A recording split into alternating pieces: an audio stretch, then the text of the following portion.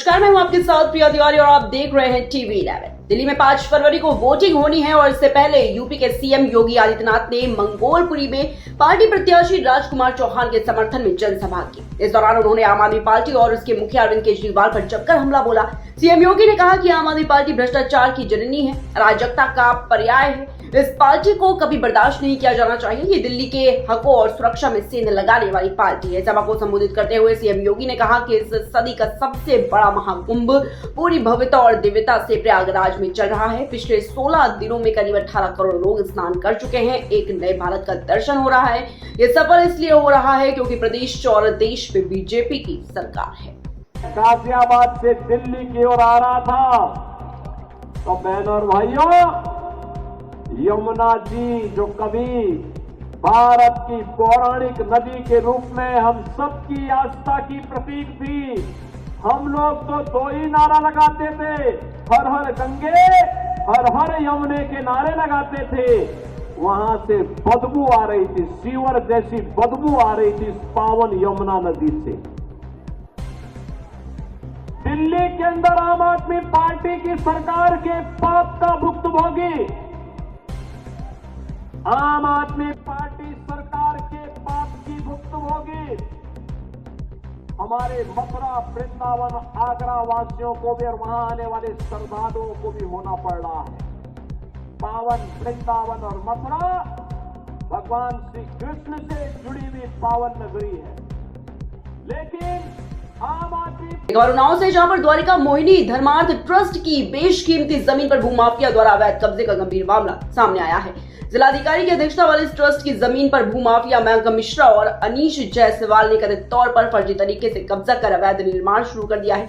बता दें आपको कि शुक्लागंज के सीताराम कॉलोनी में स्थित जमीन पर एक प्राचीन मंदिर भी है। स्थानीय निवासी शिव शंकर अमरावती, अजय प्रताप अजीत सहित कई लोगों ने सिटी मजिस्ट्रेट के माध्यम से डीएम को ज्ञापन सौंपा है। क्या नाम है आपका? अजय प्रताप सिंह। कहाँ के निवासी हैं? Dwarika Moni compound, Shuklaganj, Unnao girls college. मोहल्ला कौन सा लगता है? सीताराम कॉलोनी। अच्छा, क्या मामला है? आज आप डीएम ऑफिस आए हैं, सबको एप्लीकेशन ली है, क्या पूरा मामला है आप लोगों का? डीएम ऑफिस तो हम कम से कम ये 5वीं बार आ रहे हैं और यहाँ जब भी आते हैं तो हम अपनी जो भी शिकायतें हैं वो लेके आ रहे हैं। हमारे यहाँ की मंदिर है, एक ट्रस्ट का मंदिर है, जो द्वारिका मोनी एक ट्रस्ट आता है, तो उसमें कुछ लोग उसको ज़मीन को बेच दे रहे हैं, मंदिर को छुपाया जा रहा है, मंदिर की ज़मीनों को दबाया जा रहा है और अलग तरीके से उसमें मार्केट दुकान बना के एक रास्ता निकाला जा रहा है। उसमें जैसे भूमाफिया टाइप के लोग, मयंक मिश्रा हैं, अनीश जायसवाल हैं, धीरज यादव हैं, ये अपनी अहम भूमिका निभा रहे हैं और आए दिन लड़ाई दंगा और कैंपस वालों को धमका रहे हैं। ये सब इनका चल रहा है। इसी बात की मैं 21 तारीख को भी एप्लीकेशन दे गया था और आज भी मैं डीएम साहब के यहाँ भी आया हूँ, लेकिन हमारे यहाँ कोई भी इसकी कार्रवाई नहीं हो पा रही। इसकी एक बार जांच। उत्तर प्रदेश के बागपत मंगलवार को जैन समुदाय के निर्वाण महोत्सव के दौरान हादसा हो गया। यहाँ 65 फीट ऊंचे मंच की सीढ़ियां टूट गई। इसके कई श्रद्धालु जो है वो एक दूसरे पर गिरते चले गए। भगदड़ जैसे हालात हो गए। हादसे में 7 श्रद्धालुओं की मौत हो गई, वहीं 80 से अधिक घायल हुए हैं। गंभीर घायलों को अलग अलग अस्पतालों में भर्ती कराया गया है। स्थानीय लोग खून से लथपथ श्रद्धालुओं को ठेले से अस्पताल पहुंचा रहे हैं। बागपत के डीएम अस्पताल लाल ने 5 लोगों की मौत की पुष्टि की है। 6वीं मौत की पुष्टि अस्पताल प्रशासन ने की। वहीं डीएम ने बताया कि 20 लोगों को प्राथमिक उपचार के बाद घर भेज दिया गया है। 20 लोगों का उपचार चल रहा है। आज जैन समाज का एक कार्यक्रम था सी फील्ड स्कूल में बड़ौदा, और वहाँ पे एक स्ट्रक्चर इन्होंने वुडन स्ट्रक्चर बनाया हुआ था जो कोलैप्स कर गया, और वहाँ पे 40 लोगों के घायल होने की सूचना है और सभी को जो है 108 की एम्बुलेंसेज वहाँ पे मौके पर ससमय पहुँच गई हैं और सभी लोग हॉस्पिटल में एडमिट करा दिए गए हैं। 20 लोगों का प्रथम उपचार करके उनको घर भेज दिया गया है। बाकी 20 लोगों का उपचार चल रहा है। मौत कितनी हुई है? अभी तक 5 का है जहाँ पर कैजुअल्टी है। नाम होंगे क्या उनके? अभी आपको सूचना शेयर कर लीजिए। तो क्या वहाँ पे क्या मतलब स्ट्रक्चर पहले चेक नहीं किया गया था, क्या दिक्कत आई? नहीं, स्ट्रक्चर पहले से ये कार्यक्रम जो है 25-30 साल से होता आ रहा है और प्रॉपर अनुमति ली गई थी और अब ये जांच का विषय है स्ट्रक्चर क्यों कोलैप्स हुआ, तो जो भी सारी चीज़ होगी आपसे साथ। रात को थाना बड़ौदा क्षेत्र में निर्माण लड्डू महोत्सव के दौरान हुई दुर्भाग्यपूर्ण घटना के बारे में आप सभी लोगों को अवगत कराना है कि आज करीब सुबह 8 बजे ये निर्माण लड्डू महोत्सव सी फील्ड में चल रहा था, जिसमें एक लकड़ी का अस्थायी निर्माण क्षतिग्रस्त हो गया और जिससे वहाँ पे मौजूद लोग घायल हो गए। इसमें तत्काल सूचना मिलते ही पुलिस प्रशासन, डॉक्टर्स की टीम वहाँ पहुँची थी और शीघ्र रेस्क्यू ऑपरेशन करते हुए उनको अस्पताल पहुँचाया गया। इसमें अभी तक जो ज्ञात हुआ है लगभग 45 के करीब लोग घायल हुए थे, जिसमें 20 लोगों को प्राथमिक उपचार दे के उनके घर पहुँचाया गया और बाकी लोग अभी उनका अस्पताल में उपचार चल रहा है। इसके अतिरिक्त दुर्भाग्यपूर्ण 7 लोगों की इसमें मृत्यु भी हो गई है और उनको भी समुचित विधिक कार्रवाई करके उनके परिजनों को सुपुर्द किया गया है। इसके अतिरिक्त इसमें 8 पुलिसकर्मी।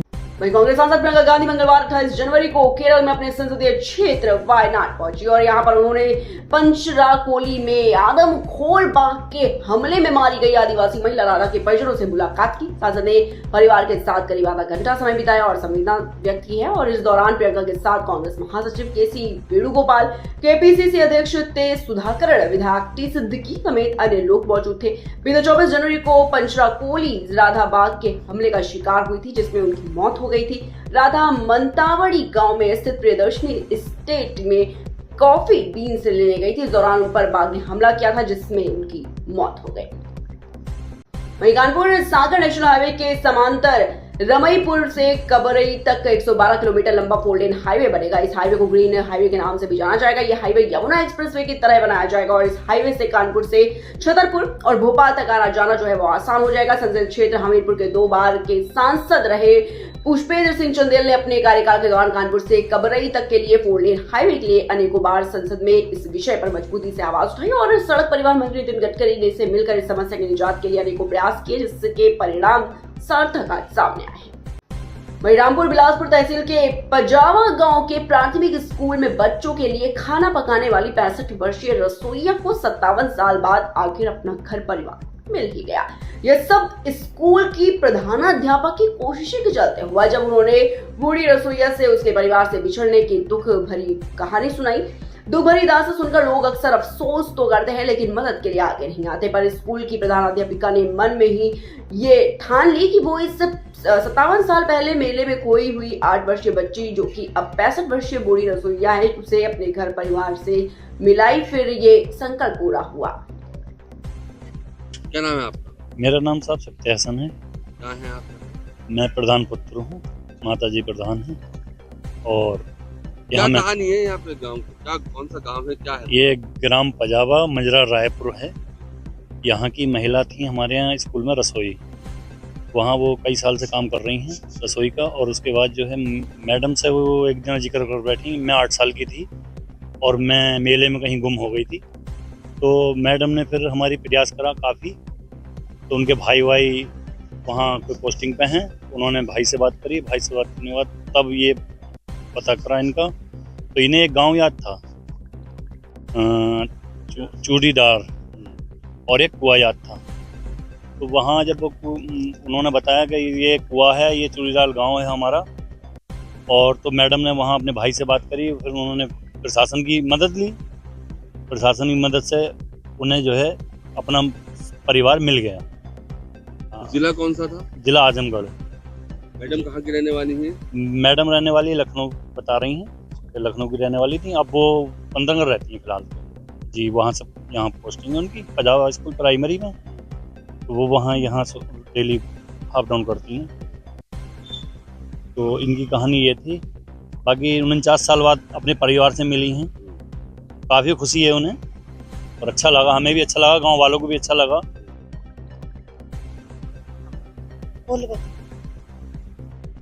हुआ क्या है, पूरी कहानी क्या है तुम्हारी? हुआ क्या, आजमगढ़ से क्या कहते हैं मुरादाबाद में बिछड़ गए थे। अभी जिसने यहाँ के रायपुर के ने लिया था, उसी ने रखा था हमें, उसी ने शादी की थी, वहीं से हम इतनी उम्र हुई है हमारी। अब पिछड़े थे घर वालों से? हाँ। कितनी उम्र से तुम्हारी? 8 साल। अब कितनी हो गई? अब तो लगा लो कितनी हो गई।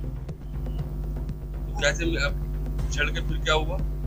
बिछड़ के क्या हुआ, मैडम ने मिलवाया हमें, मैडम को बताया था हमने, मैडम ने अपनी खोज करवाई हमारी। आपने क्या बताया था? मैडम को ये उन्होंने पूछा था कि आप आंटी कहाँ की रहने वाली हो तुम, तो उन्होंने बताया था हमने कि हमारा जिला आजमगढ़ लगता है। तो उनका भाई है वहाँ पर ही पोस्टिंग पर, तो उन्होंने अपने भाई से मतलब जानकारी नहीं करवाई हमारी। आपको क्या याद था पुराना? याद था कुआ और मामा का नाम याद था बस, और भाई का नाम याद था। गाँव का नाम नंसार का था, क्यूटीराम। हाँ। क्या हुआ? फिर का हुआ वहीं से खोज निकली है हमारी। अब तो सब परिवार मिल गया हमारा। बस कितने साल के बाद मिला? 49 साल के बाद। 49 साल के बाद? हाँ। यहीं थी तुम आजमगढ़? और दिन रह के आई? 1 महीने। कैसा लगा? अच्छा लग रहा था, पूरा परिवार अच्छा है, अच्छा लग रहा था। जब जहाँ जो जन्मभूमि मिल गई तो वहाँ अच्छा नहीं लगेगा है? जब बिछड़ी हुआ चीज मिल गया तो वहाँ अच्छा नहीं लगेगा।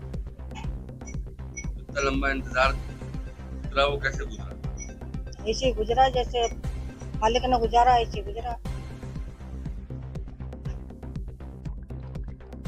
मैडम का। मैडम क्या करती हैं यहाँ पे? आती है मैडम स्कूल में? हाँ। उनको आपने कहानी सुनाई थी क्या? हाँ। उन तक कैसे बात पहुँची मैडम? उन तक तो ऐसे वहाँ खाना नहीं बनाती थी। रसोईया थी आप? हाँ, मैं रसोई थी स्कूल में। मुझे 15 साल हो गए, 15 साल में आती हूँ। हाँ। कहानी सुनाई आपने? हाँ। क्या बताया उनको? उनको यही बताया था। उन्होंने पूछा था कि आंटी आप कहीं नहीं जाती हो, तुम क्यों यहाँ रहे, मतलब एक ही ठिकाने हो तुम, जब भी देखो तुम छुट्टी नहीं लेती हो। तो मैंने दीदी अब मैं कहाँ जाऊँ, मेरी कहीं जाने की जगह नहीं है। तब ये कहानी मतलब उन्होंने आगे बढ़ाई है।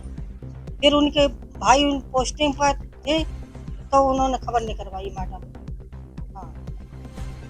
मेरा नाम डॉक्टर पूजा रानी है। मैं प्राथमिक विद्यालय पजावा में प्रधानाध्यापक के पद पर कार्यरत हूँ। और कहानी तो समझ लीजिए, आंटी यहाँ पे हमारे रसोईया के पद पर कार्यरत थी। जब मैं 2016 में आई हूँ तब से उनसे मुलाकात हुई है और काफ़ी अच्छा नेचर है उनका। तो ऐसे ही कभी अभी कुछ टाइम पहले ही हमारी उनसे बात हुई तो उन्होंने बताया, मतलब सभी लोग जैसे हम लोग सब छुट्टियों में जाते थे, कहीं हमारी रसोईया भी कहीं ना कहीं जाती थी रिश्तेदारी में, तो उनसे पूछते थे, बोली मैम हम कहाँ जाएंगे, हम तो अकेले हैं, हम कहाँ जाएंगे, हम तो अनाथ हैं। तो ऐसे हमने पूछा ऐसा क्यों है, मतलब क्या हुआ? तो उन्होंने अचानक से बताया कि मतलब हमें कोई मेले में मतलब खो गए थे। वो माता अपनी माता के साथ आई थी किसी मेले में, तो वहाँ से उनको कोई ट्रॉफी या किसी चीज़ का लालच दे करके ले गया था कोई बुजुर्ग आदमी। फिर उसने कहीं इनको बेच दिया और उसके बाद ये अकेले ही अपना जीवन यापन किया इन्होंने। जब मुझे इनके बारे में पता चला तो मैं बहुत ही ज़्यादा भावुक हुई, मतलब बहुत ज़्यादा। मेरे को रोना भी आया, बहुत परेशान हुई कि कैसे एक लड़की जो 8 साल की है। अगर आप 2 पहिया चलते हैं और बिना हेलमेट के तो पेट्रोल पंप पर पेट्रोल भरने पहुंचते हैं तो ये खबर केवल और केवल आपके लिए है। दरअसल आज से किसी भी पेट्रोल पंप पर बिना हेलमेट लगाए आपको पेट्रोल नहीं मिलेगा और ये मुहिम पूरी तरीके से कारगर भी साबित हुई है। जहां जो लोग पेट्रोल पंप पर पेट्रोल भरने पहुंच रहे हैं वो बिना पेट्रोल भरे वापस जा रहे हैं क्योंकि उनके सर पर हेलमेट नहीं है। हेलमेट के बिना किसी को भी पेट्रोल नहीं मिलेगा। ऐसा नहीं है कि लोग जागरूक नहीं है, लोग जागरूक है और भली भांति जानते हैं कि 2 पहिया वाहन का प्रयोग करते समय हेलमेट लगाना बेहद ही अनिवार्य है, लेकिन ये जिला गाजियाबाद है। नाम है आपका? साजिद, मोहम्मद साजिद। आप पेट्रोल पंप पर पेट्रोल डलाने के लिए आए थे टू व्हीलर पर और आपको पेट्रोल पंप जो मालिक है उन्होंने कुछ देकर सम्मानित किया है, क्या कहा है? उन्होंने ये कहा कि हेलमेट के प्रयोग करें ज्यादा से ज्यादा, क्योंकि अपनी भी सेफ्टी है और अपनी सवारी की भी सेफ्टी है, क्योंकि रोडों पे पुलिस की भी टेंशन बहुत ज्यादा हो रही है। ऑनलाइन चालान कर रहे हैं भैया बहुत ज्यादा। क्या नाम है आपका? मेरा नाम दीपा शर्मा है। दीपा जी, आप पेट्रोल पंप पर आए हैं, जिला पूर्ति अधिकारी के द्वारा फूल देकर सम्मानित भी किया गया है, क्या कहेंगे, किस लिए किया है? सर मैं यही कहना चाहूँगी कि जो सरकार ने ये कदम उठाया है कि हेलमेट लगाकर ही आप लोग अपना ट्रैवल करें, ये बहुत ही अच्छा इनिशिएशन है। बिकॉज ये हमारी ही सेफ्टी के लिए वो लोग सोच रहे हैं और इसके लिए सरकार को बहुत बहुत धन्यवाद। यानी पेट्रोल पंपों पर पेट्रोल हेलमेट, बिल्कुल पेट्रोल पंप के साथ पेट्रोल पंपों पे जो ये पेट्रोल वालों मतलब जिनको चाहिए उनको हेलमेट अनिवार्य करा है। This is very good step I should say, और ये अनिवार्य होना ही चाहिए। ये लोगों के भला भी है और ये देश का भला है। Thank you. कुशीनगर में अर्थ एवं संख्या विभाग की कार्य योजनाओं की समीक्षा बैठक जिलाधिकारी विशाल भारद्वाज की अध्यक्षता एवं मुख्य विकास अधिकारी गुंजन द्विवेदी की उपस्थिति में कलेक्ट्रेट सभा कक्ष में संपन्न हुई। समीक्षा बैठक में उपस्थित सभी अपर संख्या अधिकारी से उनके द्वारा संपादित किए जाने वाले कार्यों के संबंध में पूछताछ करते हुए आवश्यक सुझाव भी दिए गए हैं। इसी क्रम में अपर संख्या अधिकारी द्वारा 400 सामानों के फुटकर भाव कलेक्ट्रेट करते हुए कंपाइल उपरांत डाटा को ऑनलाइन किए जाने का भी निर्देश दिया है।